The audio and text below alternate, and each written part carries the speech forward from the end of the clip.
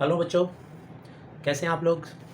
आज हम लोग डिस्कस करने वाले हैं सीबीएसई के पाठ्यक्रम क्षितिज का चैप्टर 10 ललद्याद के वाक।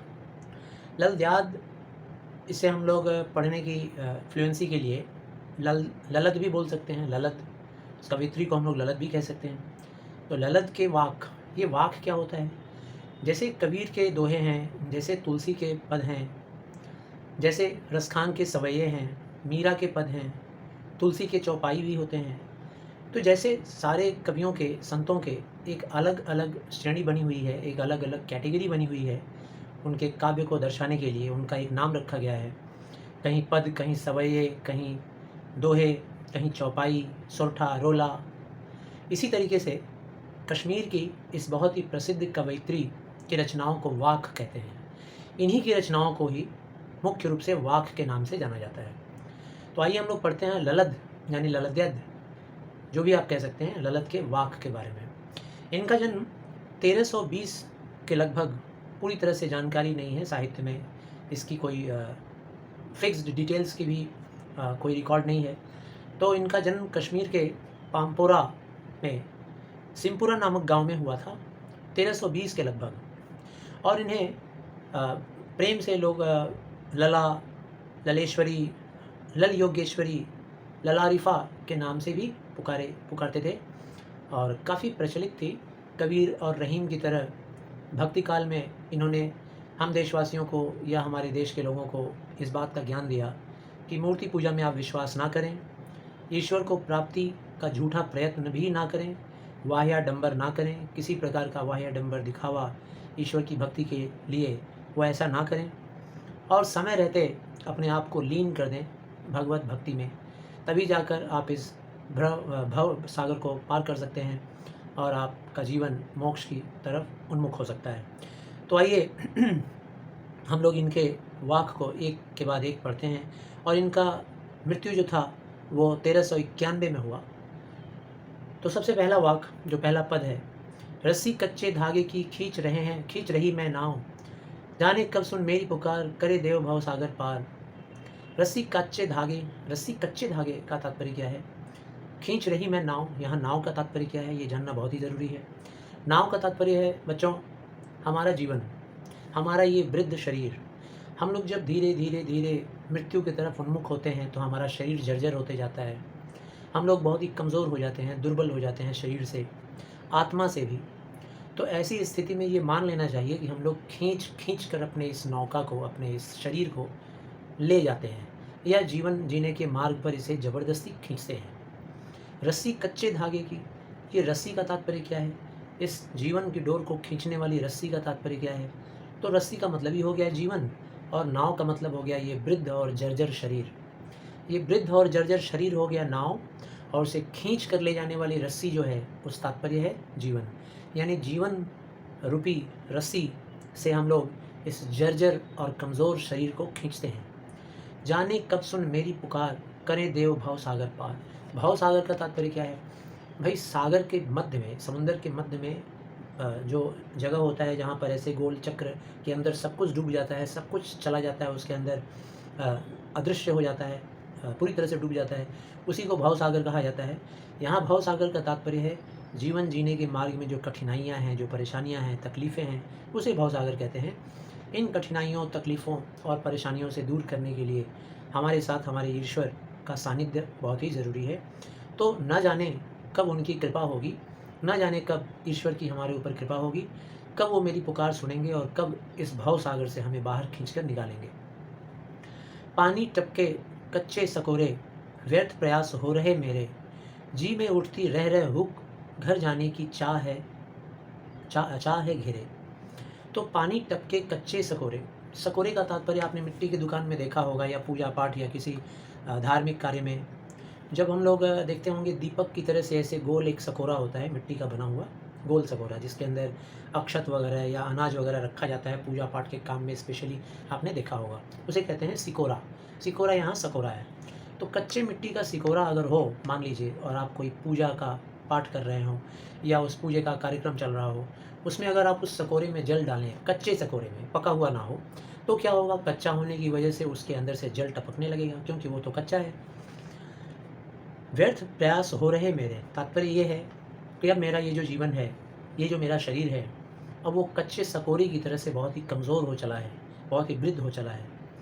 अब इसमें मैं जो कुछ भी करता हूँ वो व्यर्थ हो जाता है। जैसे सकोरे में पानी डालना व्यर्थ है, वो पानी टपकने लगता है। उसी तरीके से मेरे इस शरीर, जर्जर शरीर में अब मैं कोई भी प्रयास करती हूँ, कवित्री कह रही हैं, तो वो सब बेकार हो जाता है, व्यर्थ हो जाता है। व्यर्थ प्रयास हो रहे मेरे। इस शरीर को, इस मन को, मस्तिष्क को जितना भी मजबूत बनाने का मैं प्रयत्न करती हूँ, जितना भी मैं कोशिश करती हूँ कि मैं ईश्वर के नज़दीक आ जाऊँ, ईश्वर को पा लूँ, वो सब व्यर्थ हो जा रहे हैं। जी में उठती रह रह हुक, हुक का तात्पर्य तड़प। तो मन के अंदर से एक तड़प उठती है कि घर जाने की चाह है मेरी, चाह है घेरे। मुझे घर की जाने की, वापसी की चाहत ने घेर रखा है। चाहत का तात्पर्य यानी कि अब मृत्यु मैं प्राप्त करना चाहती हूँ, क्योंकि मृत्यु जीवन का अंत नहीं होता है, मृत्यु एक मार्ग है। उस मार्ग के जरिए हम लोग मोक्ष की प्राप्ति करते हैं, परम धाम में जाते हैं। ये जो जीवात्मा है वो अपने परम पिता परमेश्वर से उसका मिलन हो जाता है। तो ये तभी संभव है जब हम इस शरीर को छोड़ें।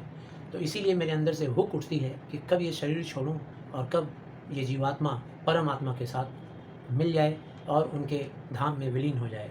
तो ये था पहला वाक्य। आइए अब हम लोग चर्चा करते हैं दूसरे वाक्य के बारे में। और बच्चों, ये जितना सरल आपको दिख रहा है, इतनी सरलता से, इतनी सरल भाषा में उन्होंने लिखा नहीं था। उनकी ये जो रचनाएं हैं वो कश्मीरी भाषा में लिखी गई थी। कश्मीर के लोग उसे बेहतर समझ पाते होंगे, हम आप तो कश्मीरी भाषा जानते नहीं हैं। लेकिन एक कश्मीर की बहुत ही बड़ी साहित्यकार मीराकांत ने उनकी इस रचनाओं को, उनके वाक्यों को बदल डाला है, हिंदी में अनुवादित किया है। उसका ट्रांसलेटेड फॉर्म हम लोग पढ़ रहे हैं, इसीलिए इतना आसान खड़ी हिंदी में हम लोग इसे पढ़ पा रहे हैं। मीराकांत नामक साहित्यकार ने इसका अनुवाद किया है। दूसरा वाक्य, खा खा कर कुछ पाएगा नहीं, न खाकर बनेगा अहंकारी, सम खा तभी होगा समभावी, खुलेगी शाकल बंद द्वार की। खा खा कर कुछ पाएगा नहीं, तात्पर्य इस जीवन के मार्ग में तू जितना भी संग्रह करेगा, मनुष्य को आरोपित करते हुए कवयित्री कहती हैं कि इस जीवन के मार्ग में ईश्वर की भक्ति से विमुख होकर, उधर से मुड़कर अगर तू अपना ध्यान सांसारिक चीज़ों में लगाता है और बहुत कुछ खाता है, संग्रह करता है, तो कुछ नहीं पाएगा। न खाकर बनेगा अहंकारी। अगर तू बहुत संग्रह करता है, खाता है, तो भी कुछ नहीं मिलेगा, और अगर नहीं खाता है तो अहंकारी बन जाएगा। वो कैसे भाई? जब नहीं खाएगा तो अहंकारी कैसे बनेगा? मान लीजिए किसी के पास धन है, दौलत है, गाड़ी है, बंगला है, जीवन जीने के हर साधन हैं, लेकिन अगर वो उसका उपभोग ना करे, उसको अगर इस्तेमाल ना करे, तो उसके मन में कहीं न कहीं ऐसा एक भाव उत्पन्न होगा कि मेरे पास तो है सब कुछ, लेकिन मैं बड़ा ही सीधा-साधा जीवन जीता हूँ। लोगों को अपना इस बात का प्रचार भी करेगा वो, तो उसके अंदर एक अनायास ही अहंकार की उत्पत्ति हो जाएगी। सम खा तभी होगा समभावी। सम का तात्पर्य होता है इंग्लिश में इक्वल, यानी सम खा यानी कि यूँ समझ सकते हैं कि खुद भी खाओ और दूसरों को भी मदद करो, दूसरों के जीवन में भी उनकी सहायता करो, उपकार करो। जैसे कहते हैं ना, परहित सरस धर्म नहीं भाई, यानी दूसरों के हित के जैसा कोई दूसरा बड़ा धर्म नहीं है। तो खुद भी खाओ, जियो और जीने दो, महात्मा गांधी जी ने कहा था। तो खुद भी खाओ और उतना ही समान भावना दूसरे के प्रति भी रखो, ताकि वो भी उतना ही खा सकें, वो भी उतने ही खुश रह सकें, आनंदित रह सकें। तभी होगा समभावी, और तभी तुम्हारे अंदर भावना जगेगी, जागृत होगी ईश्वर के प्रति, या तभी तुम्हें परम आनंद की प्राप्ति होगी जब तुम दूसरे का मदद करोगे, जब तुम दूसरे को भी खिला सको, ऐसा सोचोगे, उनके बारे में भी सत्कर्म कर सको, जब ऐसा सोचोगे। खुलेगी शाकल बंद द्वार की, और तब जाकर के ही इस नश्वर संसार में जो तुम्हारे हृदय में शाकल पड़ गया है, शाकल यानी जंजीर, यानी बंधन, जो तुम्हारा मन, मस्तिष्क, तुम्हारा हृदय बाधित हो गया है, लिमिटेड हो गया है, बंध गया है, तुम अपनी भलाई के अलावा दूसरे की भलाई सोच तक भी नहीं सकते हो। जब तुम अपने परिवार की भलाई के अलावा दूसरे की परिवार की भलाई तक सोच भी नहीं सकते हो, तब जाकर के इस बंधन से तुम्हारी मुक्ति होगी। जब दूसरे के प्रति भी संभाव रखोगे, तब तुम्हारे अंदर का ये हृदय का बंधन टूट जाएगा, तुम्हारे मस्तिष्क से भी बंधन टूट जाएगा, और तब तुम ईश्वर के चहेते बनोगे। तो ये था उनका दूसरा वाक्य। अब आइए हम लोग उनके तीसरे वाक्य के बारे में पढ़ते हैं। आई सीधी राह से गई न सीधी राह। आई तो सीधी राह से, तात्पर्य जब मेरा जन्म हुआ, जब मैं थोड़ी बड़ी होने लगी, बच्ची रही, मेरे अंदर मासूमियत थी, मेरे अंदर अज्ञानता थी, तब मैं किसी का बुरा नहीं सोचती थी, धन संग्रह के बारे में नहीं सोचती थी। जीवन में हमारे अंदर लोभ नहीं था, लालच नहीं था, ईर्ष्वर नहीं था, सॉरी माफ़ कीजिएगा, ईर्ष्या नहीं था, किसी चीज़ को संग्रह करने की भी चाहत नहीं थी। जो मेरा था वो सभी का था। मैं अपने सारे भाइयों बहनों, बड़े चाचा चाची, सगे संबंधियों सभी के साथ अपनी सारी भावनाओं को, अपनी सारी भौतिक चीज़ों को उनके साथ शेयर भी किया करती थी।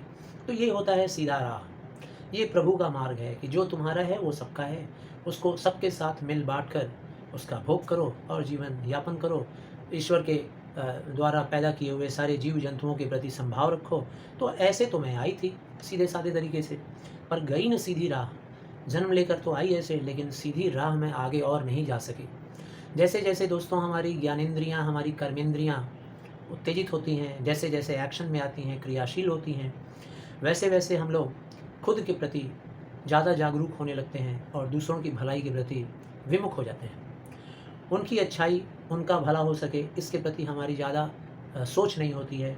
हमारा खुद का शरीर और हमारे परिवार के लोग तक ही हमारी भावना सीमित हो जाती है। इसे कहते हैं उल्टा रास्ता। जीवन में सीधा रास्ता ये नहीं माना जाएगा जब हम दूसरे के बारे में नहीं सोचेंगे तो गई न सीधी राह, सुषुम सेतु पर खड़ी थी, बीत गया दिन आह। बीत गया दिन आह, यहाँ आह का तात्पर्य है जीवन।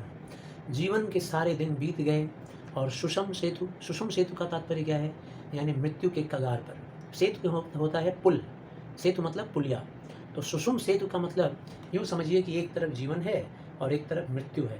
तो जीवन और मृत्यु के बीच में जो पुलिया लगी हुई है, उसी पुलिये पर खड़ी हूँ। जैसे चलती फिरती भाषा में हम लोग कहते हैं कि एक पैर कब्र में है और देखो अभी भी जीवन के प्रति उसका मोह नहीं टूट रहा है। तो कवयित्री कह रही है कि मैं सुषुम सेतु पर खड़ी हूँ और मेरे आह के जो दिन थे वो बीत गए, मेरे जीवन के दिन बीत गए, अब तो अंतिम घड़ी आ गई है। जेब टटोली कौड़ी न पाई। कौड़ी, यहाँ कौड़ी मतलब होता है सबसे इनसिग्निफिकेंट, सबसे महत्वहीन वस्तु, पैसे का वो अंश जो सबसे महत्वहीन है, जिसका कोई महत्व नहीं है। तालाब पोखरे के किनारे कौड़ी पाई जाती है जिसका कोई महत्व नहीं होता है। हम लोग मुहावरे भी कहते हैं, मैं तुम्हें फूटी कौड़ी नहीं दूंगा। फूटी कौड़ी नहीं देने का तात्पर्य हम तुम्हें वो चीज़ भी नहीं देंगे जिसका कोई महत्व नहीं है। तो जब सुषुम सेतु पर खड़ी थी तो मैंने अपना जेब टटोला, भाई मेरे इस भव सागर को पार कराने वाला, इस जीवन को पार कराने वाला खेवैया, हमारी नौका को पार कराने वाला माझी। माझी कहते हैं खेवैये को, जो नौके को खेता है, खे कर इस पार से उस पार तुम्हें ले जाता है नदी के। तो कल्पना कीजिए कि ये संसार भी एक नदी है, भव सागर है, और हमें जीवन के बाद इस तरफ से मृत्यु की तरफ ले जाने वाला कोई ना कोई माझी है। और वो माझी कौन है? ईश्वर है। तो जब ईश्वर अंतिम समय में हमसे कुछ चाहते हैं तो मैंने अपना जेब टटोला और देखा कुछ भी नहीं मिला, फूटी कौड़ी तक नहीं मिली। तो क्या हासिल किया? सारा ज़िंदगी क्या कमाया, क्या संग्रह किया? जेब टटोली कौड़ी न पाई। कौड़ी का यहाँ तात्पर्य है ईश्वर तो भाई पैसे हमसे लेंगे नहीं, ईश्वर तो लेंगे हमारे सद्भावना, हमारे सद्विचार, हमारे सद्कर्म। यानी जीवन में अच्छे कर्म आप करेंगे, अच्छी भावना रखेंगे लोगों के प्रति, परोपकार की भावना रखेंगे, वही होता है नदी पार करवाने का चार्जेस, वही होता है फीस। ईश्वर को वही फीस चाहिए कि आपने क्या दिया, क्या किया है, भाई लाओ फीस दो हमें। तो फीस देने का तात्पर्य सत्कर्म, अच्छे कर्मों का फीस। तो मैं नहीं दे पाई। कह रही है कि फूटी कौड़ी तक मेरे जेब में नहीं थे, यानी अच्छे कर्म तो थे ही नहीं। जिंदगी भर बस पैसे बटोरा, खाया पिया, एंजॉय किया। माझी को दूं क्या उतराई। माझी को दूं क्या उतराई। माझी यहाँ तात्पर्य ईश्वर है, जो हमारी नौका से हमको पार करवाया इस पार से उस पार। उतराई, उतराई यानी कि नौके से उतरवाई, नौके पर चढ़वाई, उससे उतरवाई, क्या दूं मैं उसको। तो ये उनका तीसरा वाक्य था। आइए आखिरी और चौथे वाक्य को हम लोग उसका वर्णन करते हैं। थल थल में बसता है शिवही, भेद न कर क्या हिंदू मुसलमान, ज्ञानी है तो स्वयं को जाने, यही है साहिब से पहचान। इन पंक्तियों में, इस पद में कवित्री ये बताना चाह रही हैं कि ईश्वर को प्राप्त करने का सही मार्ग क्या है। थल थल में बसता है शिवही। थल थल यानी हर जगह, हर कण कण में, हर डस्ट पार्टिकल्स में, हवा में, बिल्डिंग में, घर में, ज़मीन में, आपके कपड़ों में, आपके घर के लोगों में, आपकी रसोई में, आपके भोजन में, आपके जल में, हर जगह क्या है? ईश्वर है। आपके सगे संबंधियों में, माता में, पिता में, हर चीज़ में ईश्वर है, कण कण में ईश्वर है। शिव ही, शिव का तात्पर्य ईश्वर। अब आप उसे शिव कहें, अल्लाह कहें, जीसस कहें, या गुरु नानक देव जी कहें, जो भी चाहे कह लें, शिव का तात्पर्य है एक, ईश्वर एक है। हिंदू और मुसलमान इस तरह की जातियों के चक्कर में आप ना पड़ें। इस तरह से धार्मिक विवादों के चक्कर में ना पड़े। भेद न कर क्या हिंदू मुसलमान, कोई भेद मत कीजिए। क्या हिंदू और क्या मुसलमान, सारे एक हैं। ज्ञानी है तो स्वयं को जान। सही में ज्ञानी कौन है? वो नहीं जो वेदों और शास्त्रों को पढ़ता है और पढ़कर लोगों को धर्म के नाम पर अलग कर देता है कि भाई मैंने धर्म की किताबों को पढ़ा है और हिंदू धर्म में ये लिखा है, मुसलमान कहता है कि भाई हमारे कुरान में ये लिखा है, उसी तरीके से सिख कहेंगे कि हमारे गुरु ग्रंथ साहिब में ये लिखा है। तो आप इस तरह का ज्ञान अर्जन ना करें। आप अपने अंदर के चेतना का ज्ञान ले आएँ, जो कि सीधा सीधा डायरेक्टली हम लोग को ईश्वर से मिलता है। तो ज्ञानी है तो स्वयं को जाने। ज्ञानी वो है जो स्वयं को जान जाता है, अपनी चेतना को जान जाता है, आत्मज्ञान जिसे हो जाता है। जैसे गौतम बुद्ध तो किसी ईश्वर के अनुयायी नहीं थे। उनकी आत्मा से, खुद की चेतना से आत्मज्ञान हुआ कि ईश्वर क्या है, मनुष्य क्या है, दुख क्या है, संसार क्या है। यही है साहिब से पहचान। और जिस दिन तुम्हारे अंदर आत्मज्ञान हो जाएगा, उस दिन साहिब से तुम्हारी पहचान हो जाएगी। साहिब का तात्पर्य ईश्वर। ईश्वर से तुम्हारा डायरेक्ट रूबरू हो जाएगा, उनके साथ तुम्हारा सामने सामना हो जाएगा। तो आज से हिंदू मुसलमान के आधार पर लोगों से भेदभाव करना बंद कर दो। काले गोरे का आधार पर भेदभाव बंद करो, जाति के आधार पर भेदभाव बंद करो। सभी एक हैं, ईश्वर एक है। इस एकता में विश्वास रखो और तब जाकर जब ये आत्मज्ञान होगा कि हम सारे लोग एक जैसे ही हैं और हम सबको चलाने वाला ईश्वर भी एक ही है, तब जाकर आप ईश्वर को प्राप्त कर पाएंगे, वरना ईश्वर को ढूंढते ही रह जाएंगे। तो आशा करते हैं समझ में आया होगा। खुद भी पढ़िए, दूसरों को भी शेयर कीजिए। थैंक यू बच्चों।